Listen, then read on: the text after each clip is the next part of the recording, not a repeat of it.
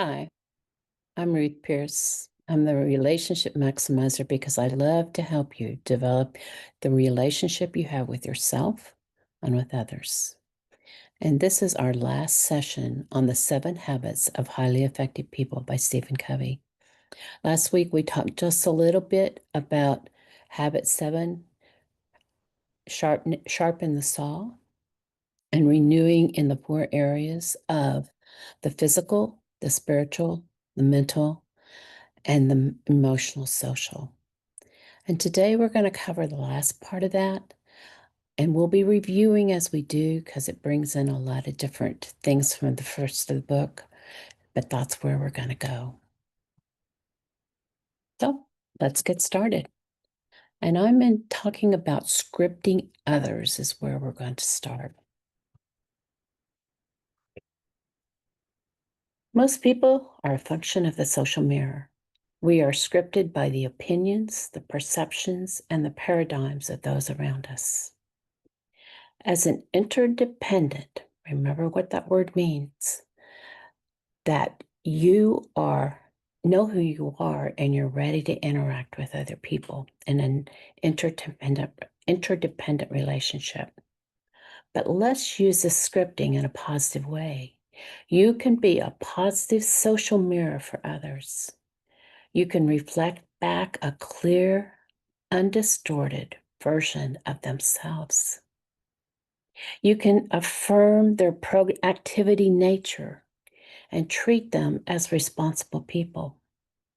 You can script them and use that in a positive way, them as principle-centered, value-based, independent, worthwhile individuals. And because we are abundance thinkers versus scarcity thinkers, we know that giving others a positive reflection is no way diminishing who we are. It gives us more opportunity for interaction with other proactive people. Have you ever had somebody who believed in you when you really didn't believe in yourself? I know I did. But that person scripted you. Did it make a difference? It sure did in my life. I was then able to start to see the potential that I had for me. What if you became a positive scripter for others? What would it look like? You would inspire them to take the higher path because you believe in them. You would listen to them and empathize with them. You would hold them accountable. You would make them take responsibility, but you would encourage them to be proactive. Covey tells the story about the man of La Mancha. And it's a story that we're somewhat familiar or know the song or something. But he became a positive scripter for a prostitute. He gives her a name associated with a new paradigm. Does she change right away? No. The old scripts are too overpowering. Eventually she does, though. And then she reverts back. And he calls her to his deathbed and puts the vision of the impossible dream before her again. So know the people that you are showing that social mirror, that you're helping them to see their potential. They may drop back too. They may revert, but don't give up on them. Keep believing in them. There was another story in this book about there was a computer glitch. I believe it was in England, where the bright and the dumb, and those are in quotes, kids were mixed up in the computer. And so this is a self-fulfilling prophecy. And the teachers thinking that the dumb kids were the smart ones. And when their teaching methods didn't work, they changed their teaching methods. And actually, when the scores came out at the end of the year, the quote, smart kids or the bright kids had their test scores had gone down, and the quote, dumb kids had gone up. So it's how we perceive other people makes a big difference in how they interact with us.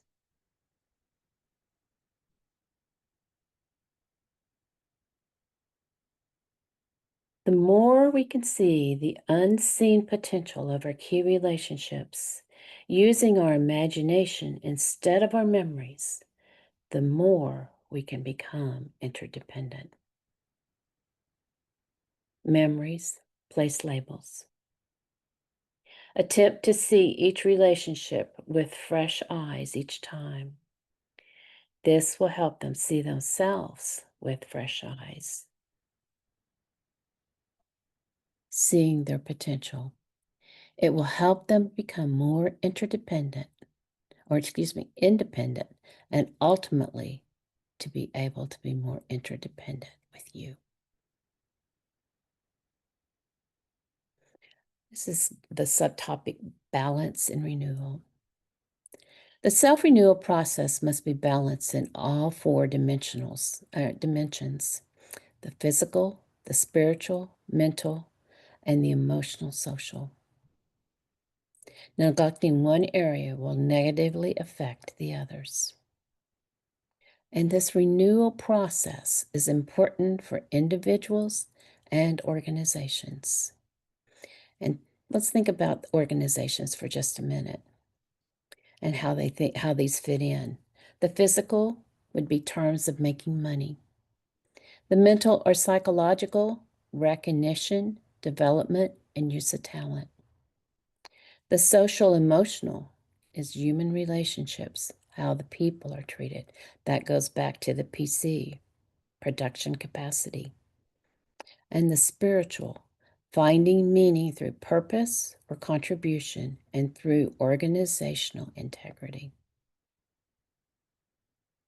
Now we're moving to synergy and renewal. Balanced renewal is optimally synergistic between the physical, mental, spiritual, and social emotional. They do affect each other. As you improve in one area, it will affect improvement in another area. Renewal in any dimension increases your ability in at least one of the 7 habits. The more proactive you are, habit 1. The more you can practice personal leadership, habit 2, and personal management, habit 3. What is habit 1, by the way? Be proactive. What is personal leadership, habit 2? Begin with the end in mind. And personal management, habit 3, is put first things first. The more effectively you manage your life, habit 3, the more quadrant 2 renewal activities you can do, habit 7. The more you seek to understand and then be understood, habit 5, the more you can think win-win, habit 4, and synergize, habit 6. The more you renew your physical dimension, you reinforce your personal vision, habit 1, your self-awareness and free will. You realize you are free to act rather than be acted upon. Remember, quadrant 2 has to be acted on, not it doesn't act on you. You can choose your response to any stimuli. This is probably the greatest benefit to physical exercise. Every daily private victory makes a deposit in your intrinsic security account. As you renew your spiritual dimension, you reinforce your personal leadership, habit 2. Begin with the end in mind. You increase your ability to live out of your imagination and conscience rather than out of your memories.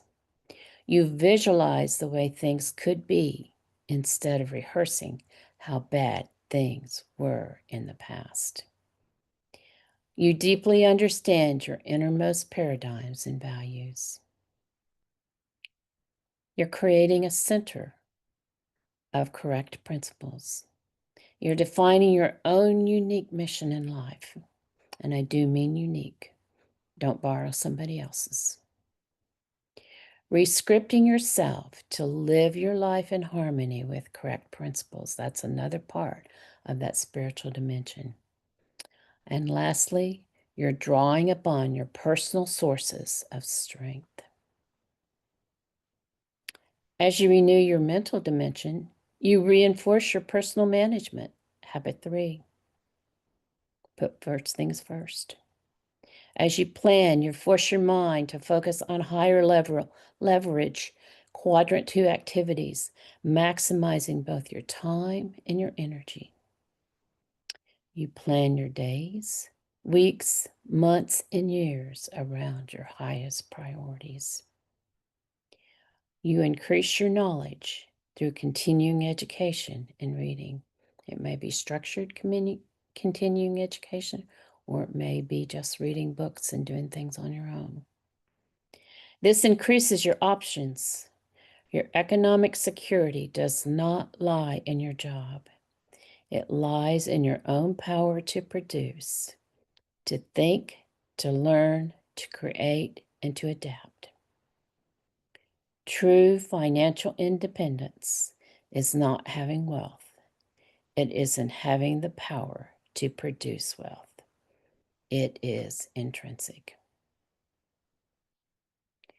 The daily private victory time, that is the part in the physical, the spiritual, and the mental, gives us the intrinsic security for the daily public victories, that social, emotional dimension.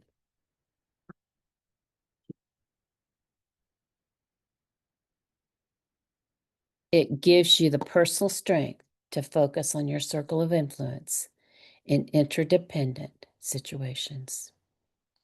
To look at also that private time, that daily private victories, it gives you what I would call, you're able to look at others through the abundance mentality paradigm and to truly value the differences, to be truly happy for other successes, and to be able to really understand and work towards synergistic win-win solutions. Now we're moving to the upward spiral because I think this is what every one of us want to do. Renewal is the principle and the process that empowers us to move forward on an upward spiral of growth and change. And in this process, listening to our conscience is so important in renewing our minds and moving forward. We must be careful about what you feed your mind and your conscience. Is it junk or is it healthy food? And I'm not just talking physical food. Are you allowing weeds to grow or you're trying to grow flowers or vegetables? The law of the harvest is true. You reap what you sow, no more, no less. Learn, commit, do and learn, commit, do again and again.